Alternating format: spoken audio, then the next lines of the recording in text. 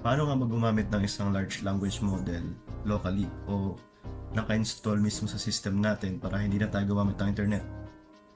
Magagawa natin to sa pamamagitan ng Ollama o isang open source na tool para mag-run ng mga large language models.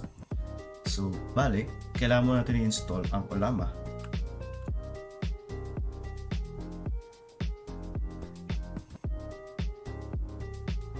Una, kailangan mo natin i-run ang Ollama.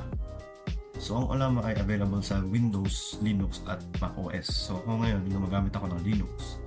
So, para mag-install sa Linux, gagamit tayo ng Pacman dahil gagamit tayo ng package manager ng kung anumang Linux distro yung ginagamit natin. So, ako gumagamit ako ng Arch. So, gagamit tayo ng Pacman. So, install na sa system ko yung Ollama.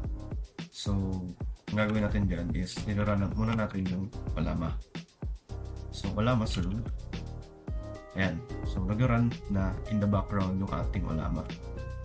By the way, kung makita nyo naman yung mga instructions ng Ollama by just typing Ollama, then makita nyo yung mga available commands. Then, to list down the large language models na naka-install sa system ko, type lang natin is Ollama list. So, ayun, nakalagay. Meron tayong naka-install na DeepSeek R1 na merong 1.5 billion parameters. So, yun yung gagamitin natin ngayon. So, para i-run yan, Ollama run DeepSeek R1 1.5 billion. So, yan.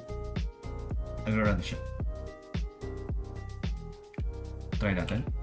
Hello, DeepSeek. Create a simple message for Valentine's Day.